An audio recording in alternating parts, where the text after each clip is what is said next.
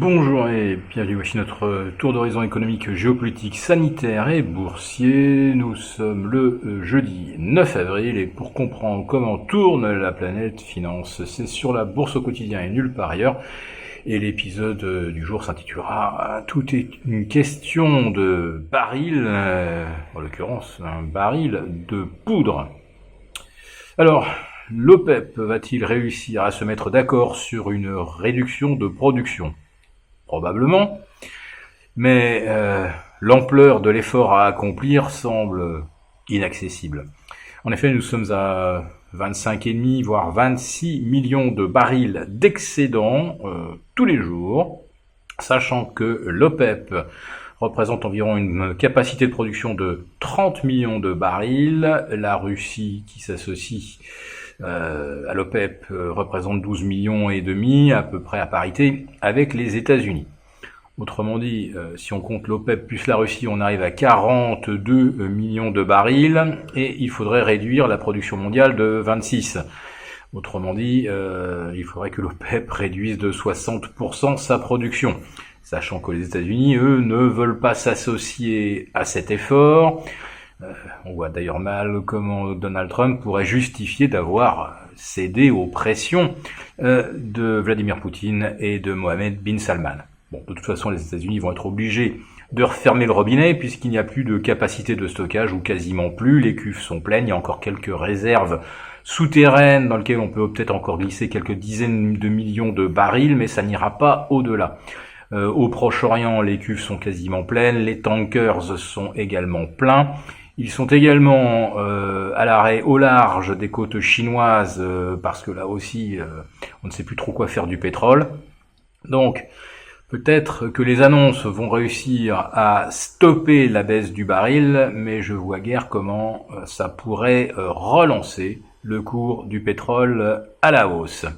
Alors, qu'est-ce qui a fait de nouveau bondir hier soir Wall Street ? Eh bien, on nous a seriné qu'on s'en allait vers un accord de l'OPEP, tout ça, que ça allait être favorable pour les producteurs US. Alors effectivement, on a vu des titres comme Apache prendre 16%, Halliburton en prendre 12%, les Marathon Petroleum et autres Range Resources prendre entre 10 et 15%. Mais pour reprendre 10 et 15% après avoir perdu 80, ça ne fait jamais que 5% du terrain perdu repris. Donc c'est pas une inversion de tendance sur le secteur pétrolier, loin s'en faut. Donc si c'est pas le pétrole qui a pu doper hier soir Wall Street, qu'est-ce que c'était ? Eh bien, l'annonce du renoncement de Bernie Sanders à la course à la Maison Blanche. Voilà, il suspend sa campagne, mais n'interrompt pas son combat pour la justice et davantage d'égalité sociale. C'est pas du tout le programme de Joe Biden, et ça rassure Wall Street. Voilà. Donc c'est un fait politique qui a dopé Wall Street. À mon avis, ça ne va pas faire long feu. Autrement dit, on voit se dessiner sur les indices US une configuration de type TAS avec anse, et on a franchi la ligne de la coupe et de l'anse, mais dans des conditions de volume extrêmement réduit qui mettent fortement en doute la validité du signal. Quant au CAC 40, à nouveau bloqué sous 4540, on a là aussi un échec qui semble préfigurer une possible rechute que nous confirmons d'ailleurs avec l'indice CAC 40 Global Return qui a buté sous les 12 250, il est même allé moins haut que la veille. Alors c'est vrai qu'avec la fraction dividende, le CAC 40 Global Return va être de moins en moins en phase avec le PX1 jusqu'à la fin du mois de juin. Mais comme beaucoup d'entreprises ont décidé de suspendre leurs dividendes, eh bien, pour une fois, le CAC GR va probablement rester un petit peu plus au contact, mais aujourd'hui, il faut surtout regarder le CAC 40, le PX1, plutôt que le CAC GR, pour valider ou pas une figure de tasse avec anse, ou au contraire, un double top sous les 4540, préfigurant une rechute vers les 4000. Alors, les prévisions économiques sont plus que pessimistes. En France, on s'en va vers probablement une récession de moins 10% au mois d'avril. Sur l'ensemble du deuxième trimestre, ça pourrait atteindre moins 20%. Après, moins 6 au premier trimestre. Et ces moins 6 nous ont été infligés simplement parce que la dernière semaine du mois de mars a été, la dernière quinzaine du mois de mars a été placée sous le signe du confinement. Et l'INSEE a calculé que chaque quinzaine de confinement nous coûte 1,5 point de PIB.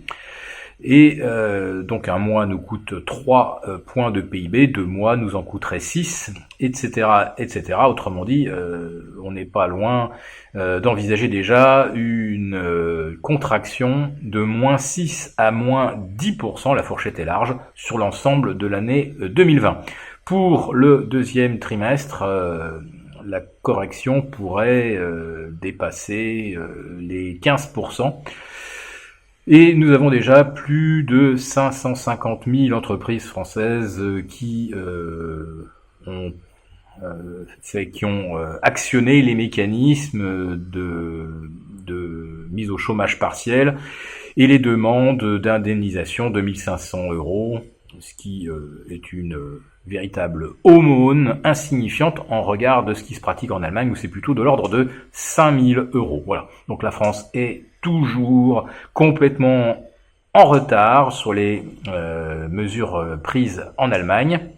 Mais l'Allemagne, on va continuer de le reprocher évidemment de ne pas vouloir des Corona Bonds, c'est-à-dire d'une mutualisation des dettes européennes, enfin en tout cas la mutualisation du risque associé à un grand emprunt qui servirait surtout à sauver la mise des pays du Sud. Et évidemment, les Allemands, les Néerlandais, les Nordiques n'en veulent absolument pas. Pas question que les fourmis contribuent aux défauts de paiement qui vont se multiplier du côté des cigales. Alors quand monsieur Macron et monsieur Le Maire nous disent que le couple franco-allemand a fait de grands progrès lors des discussions de l'Eurogroupe, ils ont peut-être fait des grands progrès, je ne sais pas, peut-être au niveau de la coopération médicale, qui était jusqu'à présent totalement nulle. De ce point de vue, l'Europe n'existe carrément pas, elle en a fait la démonstration. Alors peut-être qu'effectivement sur d'autres dossiers, français et allemands sont assez proches, mais je le répète, sur l'essentiel, c'est-à-dire la mutualisation des dettes, pour l'instant, c'est un fossé, des positions qui semblent irréconciliables. Donc cette Europe n'existe pas. Et pour paraphraser ma chronique de la veille, on a quand même le sentiment que cette Europe est dead. Si cette vidéo vous a plu, n'hésitez pas à nous mettre un pouce et nous vous retrouvons mardi prochain, après le long pont pascal. Et pour participer à nos prochains lives, n'hésitez pas à vous abonner à Béchade Confidentiel. Très bon week-end à tous.